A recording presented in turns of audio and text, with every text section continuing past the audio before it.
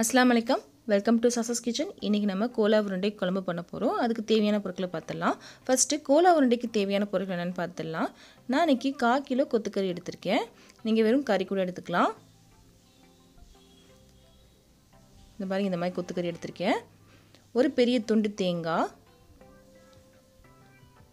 100 gram சின்ன வெங்காயம், ஒரு 10 பல் பூண்டு, ஒரு பெரிய துண்டு இஞ்சி, 1 டேபிள் ஸ்பூன் சீரகம், 1/2 டேபிள் ஸ்பூன் மிளகு, உப்பு தேவையான அளவு, 1 டேபிள் ஸ்பூன் சோம்பு, 1/4 டேபிள் ஸ்பூன் மஞ்சள், ஒரு முட்டை, தேவையான அளவு எண்ணெய், 2 ஏலக்காய், கொஞ்சம் பட்டை, 6 கிராம்பு, 2 பச்சை மிளகாய் எடுத்திருக்கேன். உங்கள் காரத்துக்கு தகுந்த மாதிரி எடுத்துக்கோங்க. இது கோலா உருண்டைக்கு தேவையான பொருட்கள். கோலா உருண்டை ஃபஸ்ட்டு செய்ய ஆரம்பிச்சிடலாம். அதுக்காக ஃபஸ்ட்டு குக்கரில் கறி சேர்த்துருக்கேன். உப்பையும் மஞ்சள் பொடியும் கொஞ்சம் சேர்த்துக்கலாம். ஒரு கிளாஸ் தண்ணி சேர்த்துருக்கேன். ரொம்ப தண்ணி சேர்க்க வேண்டாம். நல்லா கலந்து விட்டோம். இப்போது மூடி போட்டு ஒரு 2 விசில் விட்டுக்கலாம். நான் கொத்துக்கறினால் 2 விசில் வர்றேன்.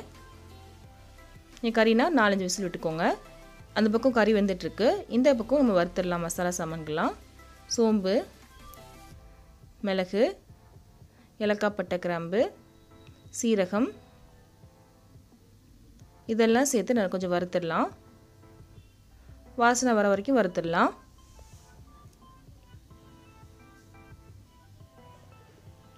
வறுத்துட்டோம். இதை மிக்ஸி ஜாரில் நான் எடுத்துக்கிறேன். அரைக்க தான் போகிறோம், அதனால் நான் மிக்ஸி ஜாரில் எடுத்துக்கிறேன். இப்போது அதே கடாயில் கொஞ்சோண்டு எண்ணெய் சேர்த்துக்கலாம். சேர்த்துட்டு வெங்காயம் சேர்த்துடலாம். சின்ன வெங்காயம் தான் அது நல்லாயிருக்கும். பெரிய வெங்காயம் நல்லா இருக்காது.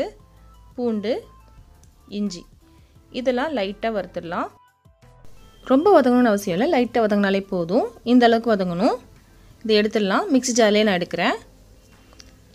இதே எண்ணெயிலே நான் காமிச்ச தேங்காவை சின்ன சின்னதாக கட் பண்ணி வச்சுருக்கேன். அதையும் சேர்த்துட்றேன். இதுவும் லைட்டாக வதங்கணும், ரொம்ப வதங்கணும்னு அவசியம் இல்லை. இதையும் எடுத்துடுறேன். இதையும் மிக்ஸி ஜாரில் தான் எடுக்கிறேன். நான் பச்சை மிளகாய் இருக்கு இல்லையா, அதுவும் 2ஆக கட் பண்ணி போட்டிருக்கேன். இதையும் கொஞ்சம் வதக்கிடலாம். வதங்கிடுச்சு. இதையும் எடுத்துடலாம். இதையும் நான் மிக்ஸி ஜாரில் தான் எடுக்கிறேன். எல்லாத்தையும் மிக்ஸி ஜாரில் எடுத்துக்கலாம். இது கொஞ்சம் ஆறட்டும். கறி வெந்துருச்சு. கறி தனியாக, அதோட தண்ணி தனியாக எடுத்து வச்சுருக்கேன். இது கொஞ்சம் ஆறிடுச்சு. இப்போ இதை உப்பு சேர்த்து தண்ணி சேர்க்காமல் அரைச்சி எடுத்துடலாம். தண்ணி சேர்க்கக்கூடாது. அரைச்சி எடுத்துட்டேன். இது ஒரு பவுலுக்கு ட்ரான்ஸ்ஃபர் பண்ணிக்கிறேன். ட்ரான்ஸ்ஃபர் பண்ணிட்டேன். இதே மிக்ஸி ஜார்லேயே நம்ம கறி இருக்கு இல்லையா, அதை அடிச்சிடலாம். நான் கொத்துக்கறின்றதுனால ஒரே ஒரு மட்டும் அடித்தேன். கறியை அடித்திருந்தீங்கன்னா 2 தடவை இல்லைன்னா 3 தடவை அடிச்சுக்கோங்க. இது ஒரு பவுலுக்கு ட்ரான்ஸ்ஃபர் பண்ணிக்கிறேன். இந்த மாதிரி இருக்கணும். இப்போ அரைச்ச மசாலா இருக்கு இல்லையா, அதையும் சேர்த்துடலாம். இது ரெண்டையும் நல்லா கலந்து விட்டுடலாம். இப்போ உப்பு கரெக்டாக இருக்கான்னு செக் பண்ணிக்கோங்க. தேவைப்பட்டதை சேர்த்துக்கோங்க. அடுத்து முட்டை சேர்த்துடலாம். இதையும் நல்லா கலந்து விட்டுடலாம். இது கொத்துக்கறிக்கான மசாலா ரெடி ஆயிடுச்சு. அடுத்து நம்ம குழம்புக்கு தேவையான பொருட்கள் என்னென்னு பார்த்துடலாம். குழம்புக்கு தேவையான பொருட்கள் நம்ம அரைச்ச மசாலா, கறி வேக வச்ச தண்ணி, ஒரு துண்டு இஞ்சி, ஒரு 10 பல் பூண்டு, 100 கிராம் சின்ன வெங்காயம், 3 பெரிய துண்டு தேங்காய், கொஞ்சம் கொத்தமல்லி, எண்ணெய் தேவையான அளவு, 1 டேபிள் ஸ்பூன் மிளகாய் பொடி, 2 ஏலக்காய், கொஞ்சம் பட்டை, 4 கிராம்பு, மல்லிப்பொடி 1 டேபிள் ஸ்பூன், உப்பு தேவையான அளவு, 3 தக்காளி பழம் எடுத்திருக்கேன். இது பெங்களூர் தக்காளினால் 3 எடுத்திருக்கேன். நாட்டு தக்காளினால் 2 எடுத்துக்கோங்க. இவ்வளோ தான் தேவையான பொருட்கள். வாங்க செய்ய ஆரம்பிச்சிடலாம். ஃபஸ்ட்டு நம்ம மிக்ஸி ஜாரில் வெங்காயம், ஏலக்காய், பட்டை, கிராம்பு, இஞ்சி, பூண்டு இதெல்லாம் சேர்த்து அரைக்க போகிறோம். தண்ணி சேர்த்து கூட அரைச்சிக்கோங்க.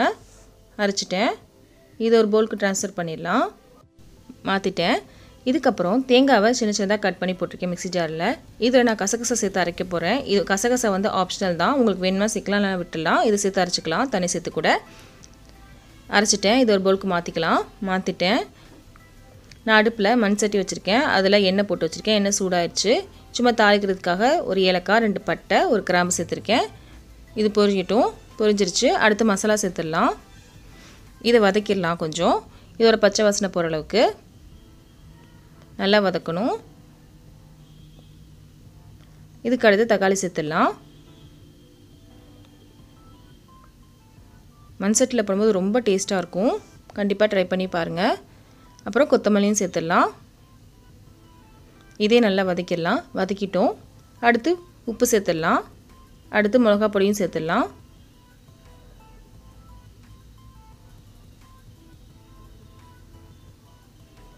அடுத்து மல்லிப்பொடி சேர்த்துடலாம். இதை கொஞ்சம் வதக்கிடலாம். அதுக்கப்புறம் தேங்காய் சேர்த்துடலாம். இதையும் சேர்த்து ஒரு 2 நிமிஷம் வதக்கிடலாம். வதக்கிட்டோம். இப்போ கறி வேக வச்ச தண்ணி சேர்த்துடலாம். கூட ஒரு கிளாஸ் தண்ணி சேர்த்துக்கிறேன். இப்போ வந்து உப்பு, காரம் எல்லாம் செக் பண்ணிக்கோங்க. வேணும்னா சேர்த்துக்கோங்க. கொதி வரட்டும். அது வரைக்கும் வெயிட் பண்ணலாம். கொதி வந்துருச்சு. இப்போ கோலா உருண்டை பண்ணி வச்சுருக்கேன் நம்ம செஞ்ச மசாலாவில். அது சேர்த்துடலாம். இது சேர்க்கும் போது அடுப்பை சேம் பண்ணிக்கோங்க. இது சீக்கிரமே வெந்துடும். நம்ம கறியெல்லாம் வேக வச்சுட்டோம். அவ்வளோதாங்க. கோலா உருண்டை ரெடி ஆயிடுச்சு குழம்பு. அடுத்து கோலா உருண்டை செய்ய ஆரம்பிச்சிடலாம். இப்போ அடுப்பு ஆஃப் பண்ணிக்கலாம். குழம்பு ரெடி ஆயிடுச்சு. நான் கடாயில் எண்ணெய் சூடு பண்ண வச்சுருக்கேன். எண்ணெயும் சூடாயிடுச்சு. இப்போ பொரிச்சு எடுத்துடலாம் கோலா உருண்டையை. இது சூப்பராக இருக்கும். வாயில் போட்டோடனே கரைஞ்சிடும். கண்டிப்பாக நீங்கள் ட்ரை பண்ணி பாருங்கள். பொரிஞ்சிருச்சு. இப்போ எடுத்துடலாம். இந்த நுரை எதுக்கு வருதுன்னா நம்ம முட்டை சேர்த்துருக்கோம் இல்லையா, அதனால வருது. இது சீக்கிரமாகவே பொரிஞ்சிரும். அவ்வளோதான். கோலா உருண்டை குழம்பும் ரெடி ஆயிடுச்சு. கோலா உருண்டையும் நமக்கு ரெடி ஆயிடுச்சு.